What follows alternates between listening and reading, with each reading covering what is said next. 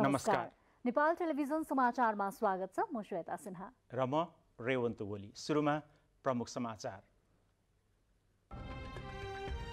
काठमाडौँ उपत्यकामा भोलिदेखि निषेधाज्ञा खुकुलो बनाइदै व्यापार व्यवसायमा सहजीकरण गरिने, सवारी साधनमा जोर बिजोर प्रणाली लागू हुने।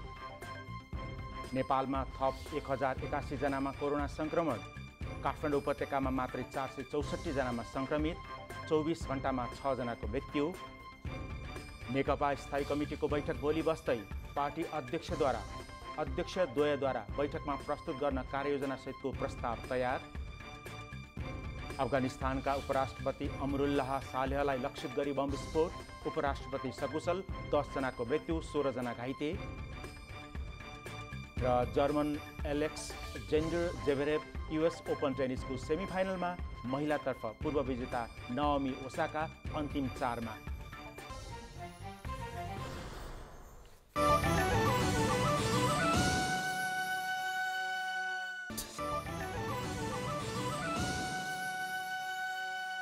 समाचार अब विस्तारमा। दर्शकबिन, कोरोना भाइरसको संक्रमण नियन्त्रणका लागि सहयोग पुर्याउने उद्देश्यले काठमाडौँ उपत्यकाका 3 जिल्लामा जारी गरिएको निषेधाज्ञालाई केही खुकुलो बनाइने भएको छ। लामो समयसम्म निषेधाज्ञा जारी रहँदा सबै क्षेत्र प्रभावित भएकाले थप खुकुलो बनाउने निर्णय गरिएको हो। यो सम्बन्धी समाचार हामी एकैछिनपछि लिएर आउनेछौँ। अब लागौँ आज कोरोना संक्रमणको स्थिति कस्तो र यो सम्बन्धी समाचारबाट। नेपालमा कोभिड-19बाट आजसम्म 312 जनाको मृत्यु भएको छ। पछिल्लो 24 घण्टामा नयाँ 1081 जनामा कोरोना पुष्टि भएको छ। काठमाडौँ उपत्यकामा मात्रै 464 जनामा कोरोना संक्रमण भेटिएको छ। यसैबीच कोरोना महामारीका कारण धेरै मानिसमा मानसिक समस्या देखिएको र आत्महत्या गर्ने दर पनि बढेको देखिएको छ। सरकारले यस्तो अवस्थाबाट बच्न सकारात्मक सोचको विकास गर्न सबैमा आग्रह समेत गरेको छ। देशभर कोभिड-19बाट थप 6 जनाको मृत्यु भएको छ। यो सँगै अहिलेसम्म कोरोना संक्रमणका कारण 312 जनाको मृत्यु भइसकेको छ। पछिल्लो 24 घण्टामा देशभर नयाँ 1081 जना कोरोना भाइरसबाट संक्रमित भएका छन्। यससँगै कुल संक्रमितको संख्या 49,219 पुगेको छ। देशभरका विभिन्न प्रयोगशालामा 11,167 वटा नमूना परीक्षण गर्दा 338 जना महिला र 743 जना पुरुषमा संक्रमण पुष्टि भएको हो। पछिल्लो 24 घण्टामा 918 जना कोरोना संक्रमण मुक्त भई डिस्चार्ज भएका छन्। अहिलेसम्म 33,882 जना कोरोना मुक्त भएको स्वास्थ्य तथा जनसङ्ख्या मन्त्रालयले जनाएको छ। नेपालमा आजको PCR 11,167 गरी जम्मा 7,79,341 परीक्षण भएको छ। गत 24 घण्टामा नयाँ संक्रमितहरूको संख्या 1081 रहेको छ। क्वारेन्टाइनमा रहनुभएका व्यक्तिहरूको संख्या 5,480 छ।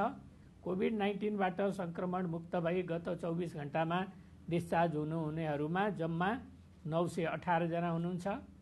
काठमाडौँ उपत्यकामा मात्रै थप 464 जनामा कोरोना भाइरस कोभिड-19 को संक्रमण पुष्टि भएको छ, जसमध्ये काठमाडौँका 394, ललितपुरका 34 र भक्तपुरका 36 जनामा संक्रमण पुष्टि भएको स्वास्थ्य तथा जनसङ्ख्या मन्त्रालयले जनाएको हो। यससँगै काठमाडौँमा संक्रमितको संख्या 7,611, ललितपुरमा 1,011 र भक्तपुरमा 818 पुगेको छ। बुधबारसम्म 7,79,341 वटा PCR परीक्षण गरिएको छ। अहिलेसम्म देशभर 15,025 जना सक्रिय संक्रमित रहेका छन्, जसमध्ये आइसियुमा 162 जना संक्रमित र भेन्टिलेटरमा 22 जनाको उपचार भइरहेको छ। क्वारेन्टिनमा रहनेको संख्या 5,480 रहेको छ।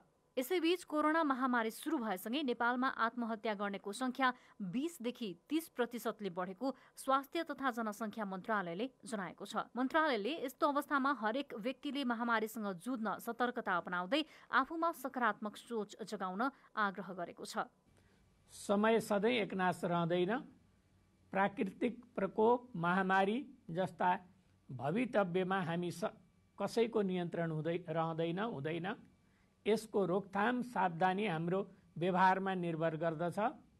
आफूमा सकारात्मक भावना जगाउने र हरेक रातपछि उज्यालो दिन आउँछ भन्ने विश्वास जगाउने क्षमता हामी भित्र नै हुन्छ।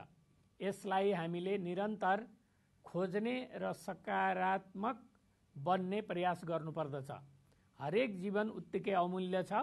हरेकलाई बाँच्ने र बचाउने अधिकार र कर्तव्य हामीमा छ। त्यसैले नै तपाईँ हामी कोरोना विरुद्धको लडाईँमा एकबद्ध छौँ। सन् 2019 को एक अध्ययन अनुसार दक्षिण एसियामा नेपाल दोस्रो आत्महत्या धेरै हुने देशको सूचीमा रहेको छ। कोरोना महामारीसँगै सबैको दैनिकी फेरिएको छ। चिकित्सकहरूका अनुसार यस्तो अवस्थामा मानसिक तनावबाट धेरै मानिस गुज्रिरहेका छन्। यस समस्याबाट बस्न सकारात्मक सोचसँगै आफूलाई व्यस्त राख्ने गर्नुपर्दछ। क्यामेरामा रोबिन दाहालका साथ श्वेता सिन्हा, नेपाल टेलिभिजन, काठमाडौँ। काठमाडौँ उपत्यकामा निषेधाज्ञा खुकुलो बनाइने भएको छ। कुन कुन कुरामा खुकुलो बनाइएको छ र केमा निषेधाज्ञा यथावत राखिएको छ, हेरौँ यो रिपोर्ट।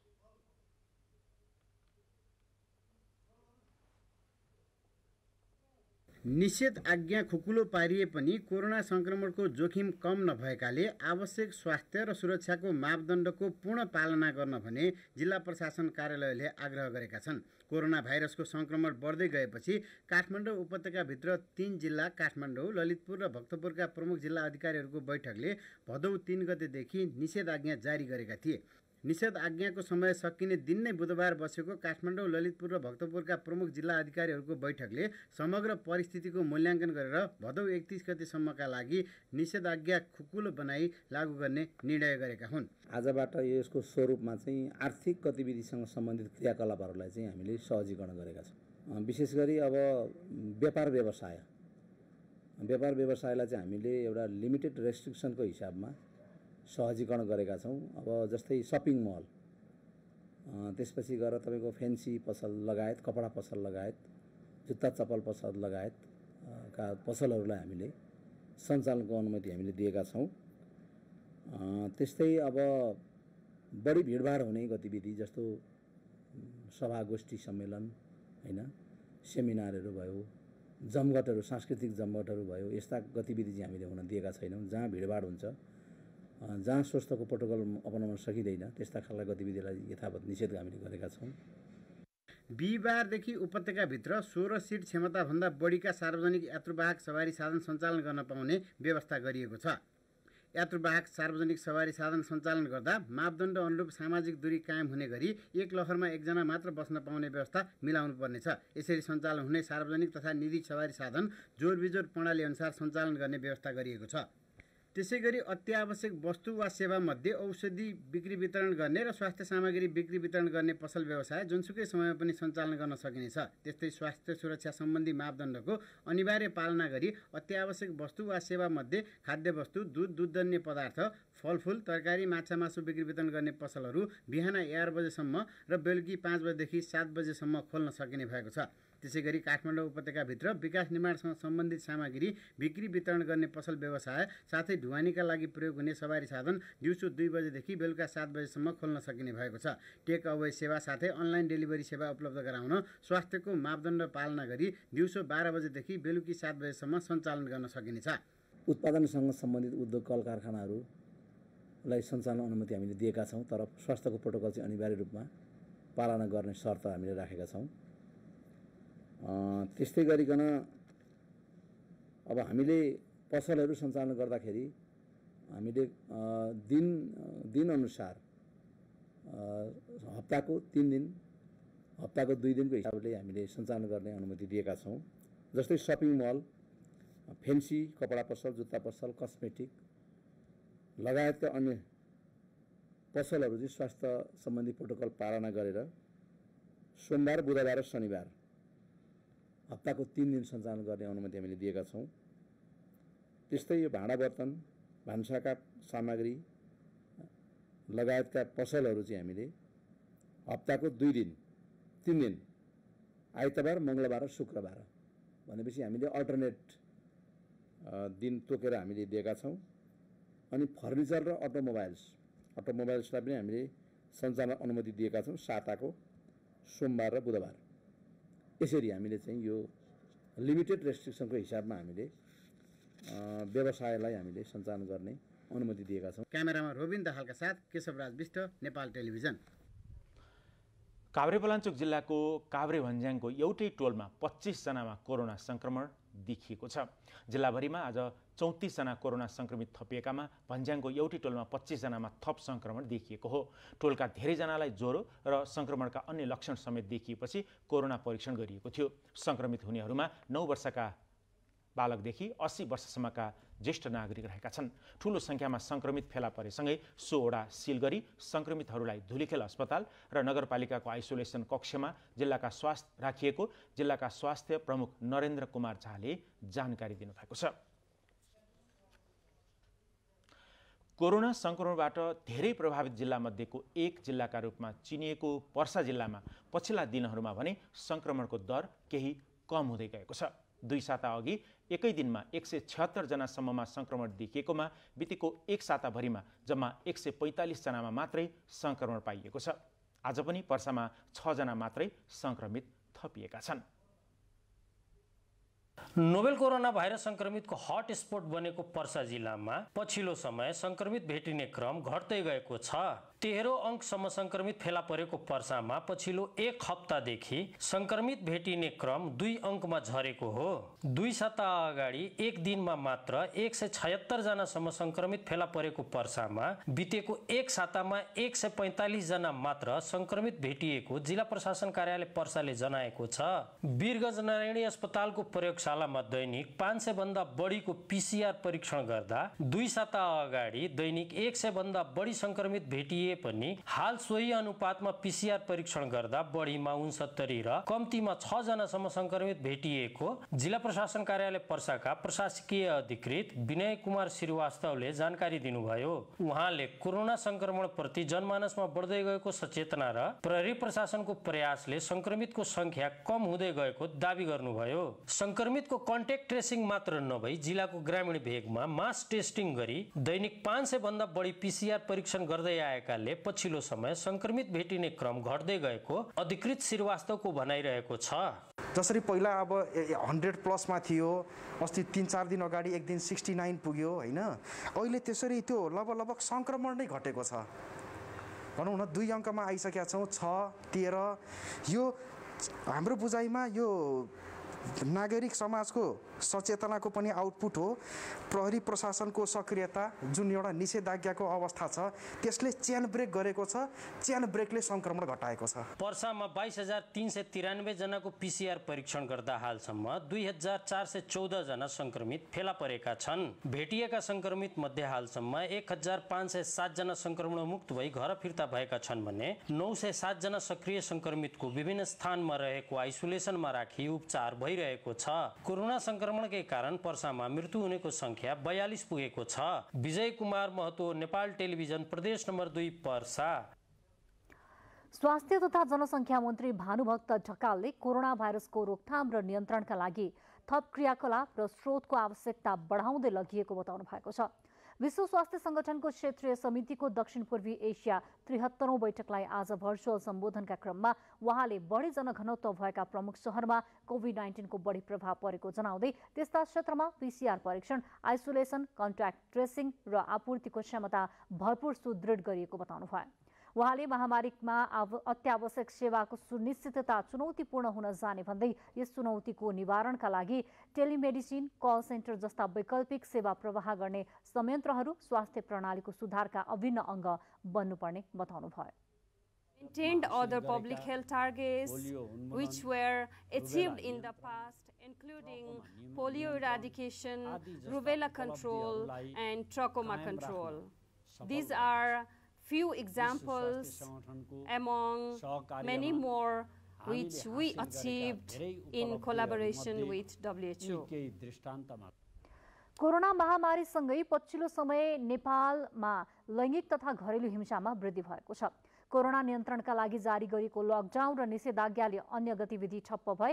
यस्तो अवस्थामा धेरै मानिस घरमै रहने हुनाले हिंसाका घटना वृद्धि भएको बताइएको छ। पछिल्लो समय लैंगिक हिंसाका घटनामा भएको वृद्धिलाई मध्यनजर गर्दै सरकारले अस्पतालमा आधारित लैंगिक हिंसा सम्बन्धी एक द्वार संकट व्यवस्थापन केन्द्रको स्थापना गरेको छ।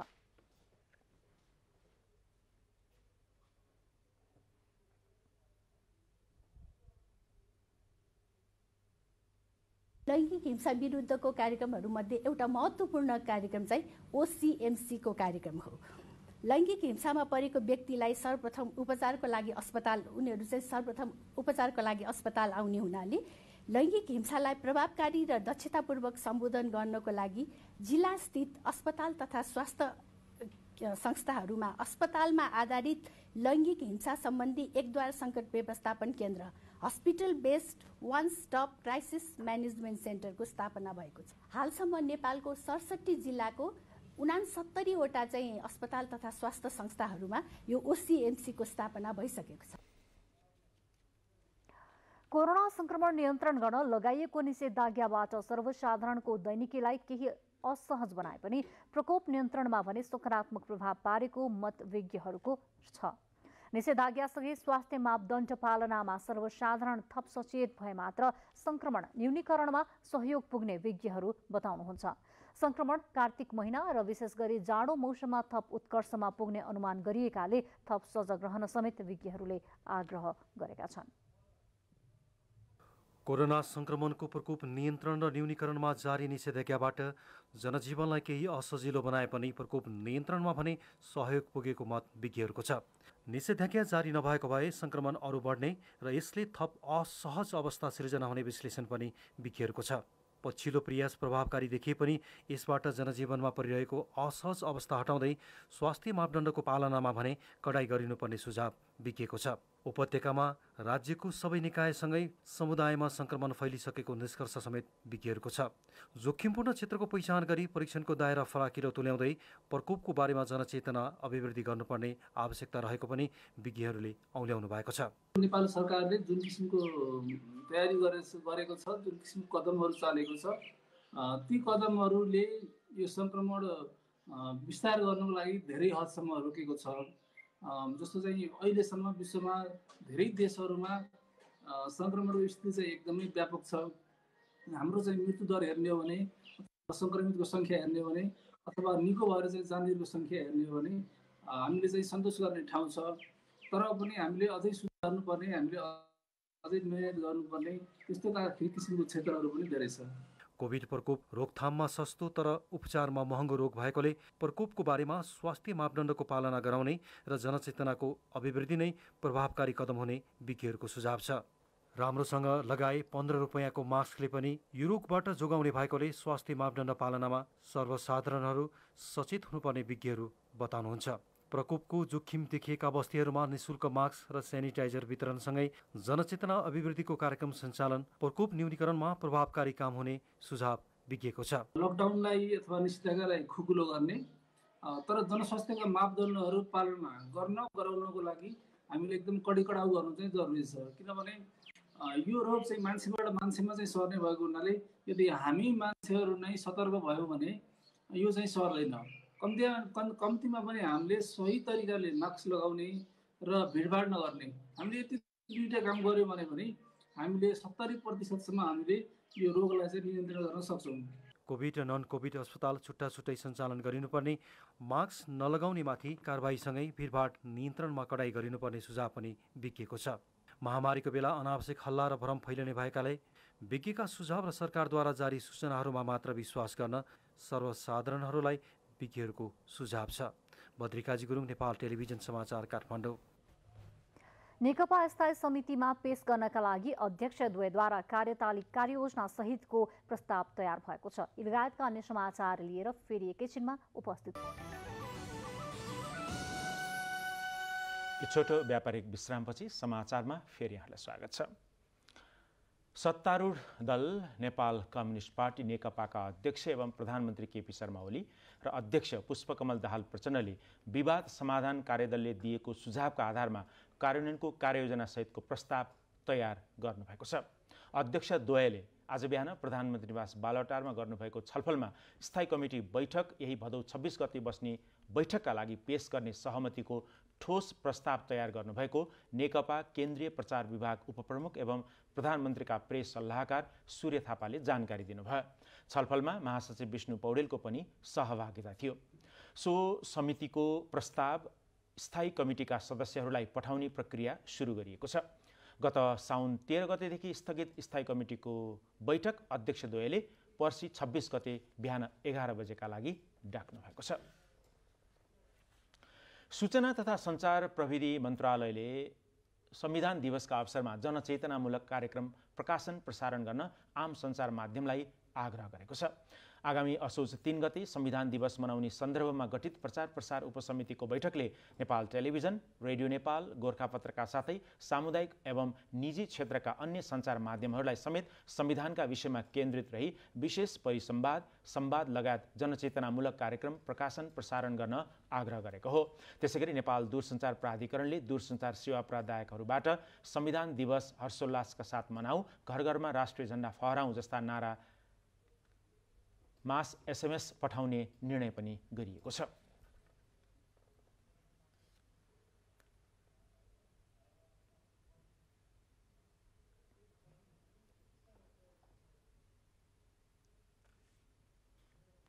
नेपालको प्रजातान्त्रिक आन्दोलनका साथै नेपाली साहित्यमा महत्त्वपूर्ण योगदान गर्नुभएका प्रथम जननिर्वाचित प्रधानमन्त्री बीपी कोइरालाको 107औं जन्म जयन्तीका अवसरमा आज उहाँको योगदानको स्मरण गरियो।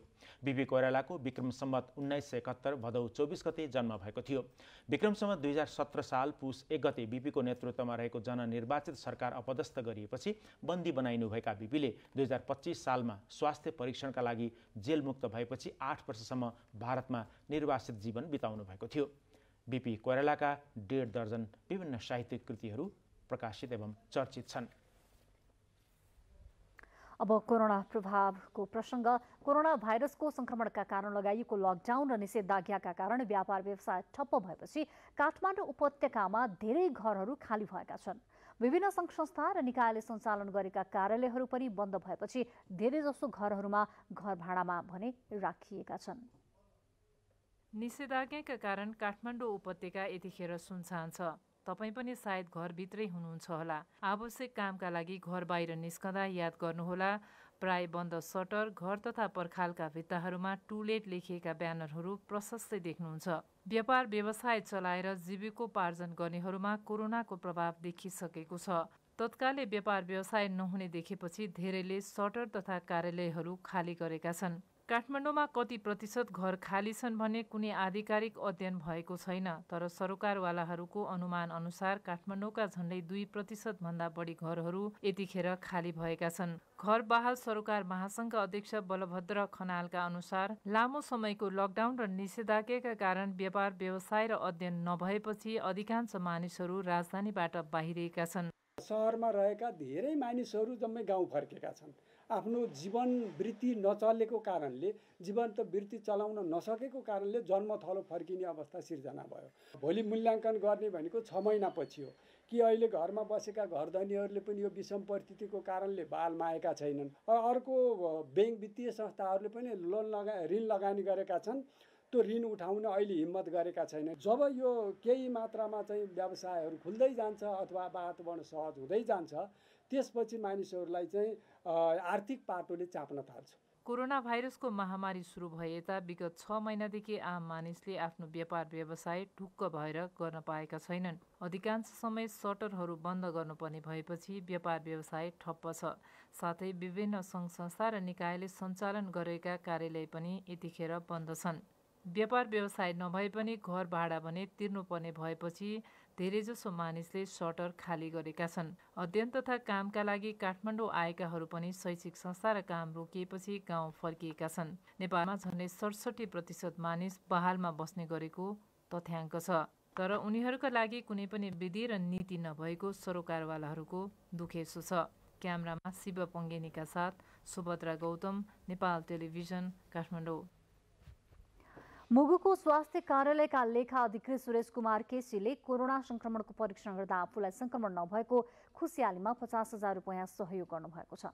यही भदौ 8 गते पोजिटिभ देखिएकोमा 5 दिनपछि पुनः परीक्षण गर्दा नेगेटिभ देखिएपछि उहाँले आइसोलेसन व्यवस्थापनका लागि रकम प्रदान गर्नुभएको हो।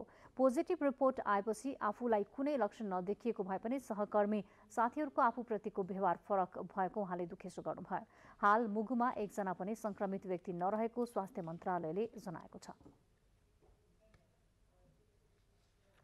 काठमाडौँ उपत्यका सहितका विभिन्न ठाउँमा कोरोना संक्रमितको संख्या दिनदिनै बढ्दै गएका बेला कतिपय स्थानीय तहहरूले भने संक्रमण नियन्त्रणमा पूर्ण सफलता हासिल गरेका छन्।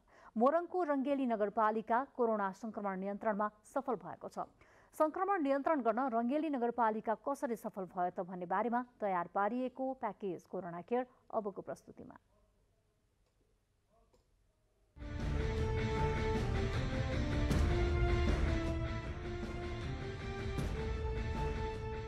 मोरङको रङ्गेली नगरपालिकामा 125 जना कोरोना संक्रमित फेला परेका थिए। तीमध्ये 1 जनाको मृत्यु भएको थियो भने अन्य सबै व्यक्ति संक्रमणबाट मुक्त भएर घर फर्किएका छन्। हाल यो नगरपालिकामा कोही पनि कोरोना संक्रमित छैनन्। गत साउनको पहिलो साता प्रदेश नम्बर 1 को राजधानी विराटनगरपछि रङ्गेली नगरपालिका कोरोना भाइरस संक्रमितको दोस्रो हटस्पट बनेको थियो। संक्रमण समुदायमा फैलिने आशंका भइरहेका बेला नगरपालिकाले सावधानीका सबै उपाय अवलम्बन गर्दै नियन्त्रण गर्न सफल भएको हो। नगरपालिकाले सबैभन्दा पहिला संक्रमण देखिएका क्षेत्रमा सिल गरेर कन्ट्याक्ट ट्रेसिङको काम गरेको थियो। कन्ट्याक्ट गरेर त्यसलाई पिसिआर गरायौँ। पिसिआर गराएर लगभग सबैको रिजल्ट ल्याउँदै जो त्यसमा पोजिटिभ देखिए तिनीहरूलाई हामी आइसोलेसनमा राखेर तिनको उपचारमा लगायौँ र गाउँघरमा कसैलाई होम आइसोलेसन या होम क्वारेन्टाइन कसैलाई हामी बस्न नदिएको अवस्था रहेको छ र त्यो अवस्थामा 23 दिनसम्म कन्टिन्यू हामी प्रत्येक हप्ता थप्दै र कन्ट्याक्ट ट्रेसिङ गर्दै मान्छे छानेर निकाल्दा लगभग पछिल्लो चरणमा 400 देखि 500 जनाको हामी पिसिआर कन्ट्याक्ट ट्रेसिङबाट गर्यौँ। त्यसबाट शून्य आइदिएको अवस्थामा हामी त्यसरी शून्य मानेका छौँ।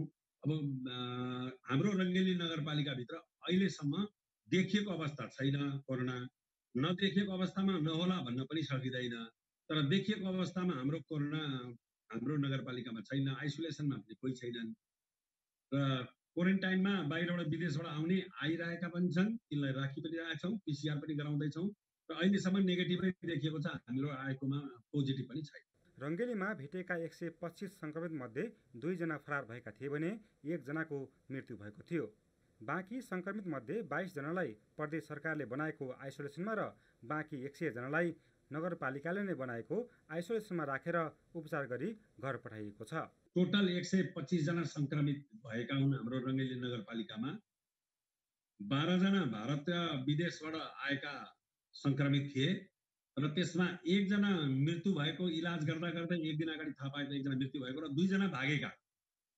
एउटा मन्दिरमा पुजारी थिए, ती भारततिर पलायन गरे। ती मान्छे भारतीय थिए, त्यो पलायन पनि गरिसके, ती इलाजमा पनि आएनन् र हाम्रो नेपालमा पनि बसेनन्। जम्मा 122 जना हामीले आइसोलेसनमा पठाएको, 22 जना चाहिँ प्रदेशको आइसोलेसनमा पठाएको र 100 जना जति हामी हाम्रो आइसोलेसनमा राखेर उपचार गरेर सबै घर गइसकेका छन्। अहिले उपचार भएर घर गइसकेको अवस्था छ। एकैपटक धेरै संक्रमित भेटिएपछि नगरपालिकाले आइसोलेसनमा राखेर उनीहरूको निरन्तर निगरानी मात्र गरेन, समुदायमा संक्रमण फैलन नदिन र कन्ट्याक्ट ट्रेसिङको काम पनि तीव्र गतिमा अघि बढायो। नगरपालिकाले अन्तिम चरणको ट्रेसिङका क्रममा करिब 500 जनाको पिसिआर परीक्षण गर्दा कोही पनि संक्रमित नदेखिएको हो। त्यसअघि 5 चरणमा 2186 जनाको पिसिआर परीक्षण गर्दा 125 संक्रमित देखिएका थिए। कन्ट्याक्ट ट्रेसिङका क्रममा केही चुनौती देखिएका थिए। ती चुनौतीको सामना गर्दै स्थानीयवासी र सम्पूर्ण जनप्रतिनिधिको सहयोगमा तरासको वातावरण हटाउने काम भयो। त्यसले पनि संक्रमण नियन्त्रण गर्न सहयोग पुगेको हो। जचाइहाल्यो भने कहीँ कोरोना निक्लिहाल्यो भने आइसोलेसनमा जानुपर्छ भन्ने डर, कसैलाई लासै दिँदैन, कसैलाई के गरिदिन्छ भन्ने डर पनि थियो। तर त्यो डर हाम्रा जनप्रतिनिधिहरूले, वडाध्यक्षहरू पनि हाम्रो कन्ट्याक्ट ट्रेसिङमा प्रत्येक वडा जनप्रतिनिधिले पनि गर्नुपर्छ भूमिका। हामी जनप्रतिनिधिले के गरेका थियौँ भने म आफै स्वयं पनि क्वारेन्टाइनमा जाने, आइसोलेसनमा जाने, बिमारीसँग भेटिदिने, बिमारीसँग कुरा गरिदिने, हामी पिपी नलगाई जाइदिने, मास्क लाउने एउटा त्यो दायरा जुन छ त्यसलाई राखेका थियौँ। नगरपालिकाले भौतिक दूरी कायम गर्ने, मास्क लगाउने, पटक पटक साबुन पानीले हात धुने लगायतका जनचेतनाका कार्यक्रम पनि सँगसँगै अघि बढाएको थियो। यसमा सम्पूर्ण जनप्रतिनिधिको महत्त्वपूर्ण भूमिका रह्यो। लकडाउन यसको उपाय लकडाउन होइन। कुनै एरियामा संक्रमण देखियो भने त्यो एरियालाई घेरेर मात्रै सिल गरियो भने र त्यसलाई मात्रै 1 दिन 2 दिन 3 दिनको सिल गरेर हुँदैन। गर्नु पर्यो भने कम्तीमा 15 दिनदेखि 20 दिनको सिल गर्नुपर्छ त्यो एरिया। अनि मात्रै त्यहाँ निर्गल गर्न सकिन्छ, कन्ट्याक्ट ट्रेसिङ गर्न सकिन्छ र त्यसबाट मान्छेलाई होम आइसोलेसन भए जस्तो हुन्छ। त्यो सम्पूर्ण पालिका त लकडाउन गर्नै हुँदैन। सकभर कुन एरियामा भएको छ त्यो सीमित एरियालाई सिल गरेर यदि गरियो भने त्यसलाई सफलता पाइन्छ कि भन्ने मलाई लागेको छ। संक्रमण देखिने बित्तिकै सम्पूर्ण क्षेत्रमा लकडाउन गर्नुभन्दा संक्रमण देखिएको क्षेत्रमा मात्र सिल गरेर कन्ट्याक्ट ट्रेसिङको काम प्रभावकारी बनाउँदा संक्रमण रोक्न सकिन्छ भन्ने उदाहरण रङ्गेली नगरपालिकाले देखाएको छ।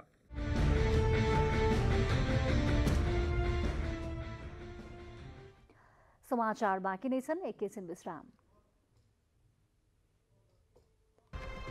जसले हुन्छ निर्माण अझै बलियो, सर्वोत्तम सिमेन्ट, सर्वोत्तम मजबुती। सकले तोरीको तेलमा सधैँ राग आउँछ र त्यो राग शुद्ध धारा तोरीको तेलमा सधैँ रहिरहन्छ। मुटु चाहिन्छ, मुटु। मिसावट रहित 100% शुद्ध सनफ्लावर तेल सनफ्लावर। उच्च सोचको निर्माण सगरमाथा सिमेन्ट, जुनी जुनीलाई।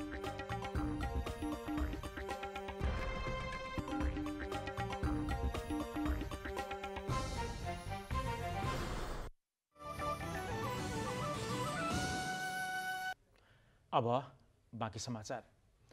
प्रधान सेनापति पूर्णचन्द्र थापाले राष्ट्रको भूगोलको रक्षा गर्न नेपाली सेना कटिबद्ध रहेको र सदैव राष्ट्रको सीमा सुरक्षा र भौगोलिक अखण्डता सुनिश्चित गर्न नेपाली सेना तत्पर रहेको बताउनु भएको छ। आफ्नो कार्यकालको 2 वर्षका महत्त्वपूर्ण क्रियाकलापबारे सञ्चारकर्मीहरूसँग छलफल गर्नुहुँदै प्रधान सेनापति थापाले आफ्नो कार्यकालको पहिलो वर्षलाई आधार वर्ष र दोस्रो वर्षलाई कार्यान्वयन वर्षका रूपमा लिएर काम गरेको जानकारी दिनुभयो। आगामी वर्षलाई सङ्गठन सुदृढीकरण र दिगोपनाको वर्षका रूपमा अघि बढाउने उहाँको भनाइ थियो। प्रधान सेनापति थापाले शान्ति सुरक्षा, स्थायित्व, विकास र समृद्धिका लागि नागरिक, सेना र सरकारको त्रिकोणीय सम्बन्ध रहनुपर्नेमा पनि जोड दिनुभयो। बेपत्ता पारिएका व्यक्तिको छानबिन आयोगले द्वन्द्व पीडित परिवारलाई व्यवहारिक र मानवीय आधारमा तत्काल राहत पुग्ने गरी अहिलेको असहज परिस्थितिमा विशेष कोरोना राहत प्याकेज उपलब्ध गराउन सरकारसँग माग गरेको छ।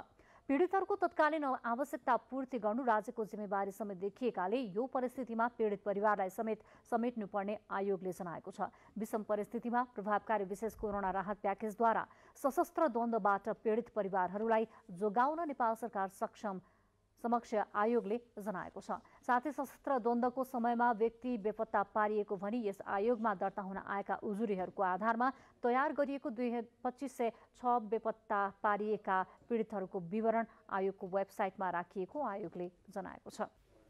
के तपाईँले ब्याङ्कबाट ऋण लिनुभएको छ तर तपाईँलाई थाहै नदिई ऋणको ब्याज दर बढाउने गरिएको छ भने अब ब्याङ्कहरूले त्यस्तो गर्न नपाउने भएका छन्। 1 वर्षभन्दा बढी भुक्तानी अवधिका कर्जाको ब्याज दर परिवर्तन नगर्न राष्ट्र ब्याङ्कले सबै वाणिज्य ब्याङ्कहरूलाई निर्देशन गरिसकेको छ। नेपालमा बैंकहरूले तरलताको अवस्था हेरी आफू खुसी कर्जा तथा निक्षेपको ब्याज दर परिवर्तन गर्दै आएका छन्। यसले गर्दा ग्राहकहरूमा बैंकहरूप्रति गुनासो पनि रहँदै आएको छ। तर अब व्यक्तिगत कर्जामा बैंकले एकतर्फी रूपमा ब्याज दर परिवर्तन गर्न नपाउने भएका छन्।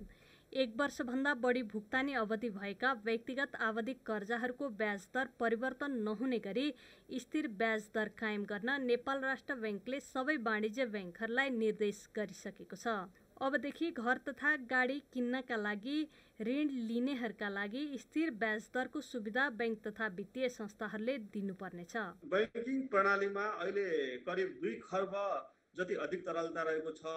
यो अधिक तरलता नेपाल राष्ट्र बैंकले विशेष गरिकन प्राथमिकता प्राप्त क्षेत्रहरू, घरेलु लघु उद्यमी, साना उद्यम र अहिले कोभिड संक्रमणबाट प्रभावित क्षेत्रमा कर्जा प्रवाह सहज होस् भनेर नेपाल राष्ट्र बैंकले अहिले अधिक तरलता बजारमा छोडिरहेको अवस्था हो।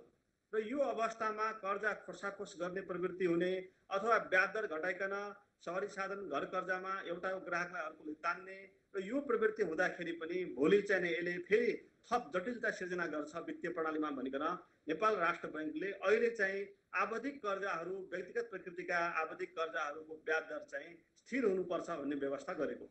ऋणीले ऋण लिँदाखेरि तोकिएको ब्याज दर नै भुक्तानी गरुन्जेलसम्म पनि कायम हुनेछ। तर ग्राहकले नै आधार दर परिवर्तन हुँदा परिवर्तन हुने गरी ब्याज दरमा कर्जा लिन चाहेमा भने ब्याज दर परिवर्तन हुन सक्नेछ। बैंकिङ प्रणालीमा स्थिरता र विश्वसनीयता कायम गर्ने गरी यो व्यवस्था लागू गर्न लागेको राष्ट्र ब्याङ्कको भनाइ छ। लामो समयसम्मको लागि 5 वर्ष 10 वर्षको लागि लिने कुनै आवधिक कर्जाहरू जस्तो भोलि हुनसक्छ, व्यक्तिगत हिसाबबाट कसैले लिएको शैक्षिक कर्जा पनि हुनसक्छ। यसलाई चाहिँ बैंक तथा ऋणीले आफूले चाहिँ भोलि डिफाइन गर्न सक्ने स्पेस पनि यसमा हुनसक्छ। र यो स्थिर ब्याज दर कायम गर्दाखेरि ग्राहकलाई विशेष गरिकन मर्का पर्दैन र वित्तीय प्रणालीमा बैंकिङ प्रणालीमा पनि ब्याज दर स्थायित्व कायम हुन्छ भन्ने यो हाम्रो उद्देश्य। ऋण लिँदा ब्याज दर स्थिर रहने वा परिवर्तन हुने गरी लिने भन्ने छनौट भने ऋण लिने व्यक्ति स्वयंले गर्न पाउनेछन्, बैंकहरूले होइन। यसअघि नै मासिक, त्रैमासिक र आवधिक किस्तामा भुक्तानी हुने गरी व्यक्तिको नाममा प्रवाह भएका घर कर्जा, गाडी कर्जा लगायतका आवधिक कर्जाको हकमा ग्राहकले अनुरोध गरेमा स्थिर ब्याज दर कायम हुने गरी बैंकले कर्जाका शर्तहरू परिवर्तन गर्नुपर्नेछ। सल्लोजा दाहाल, नेपाल टेलिभिजन।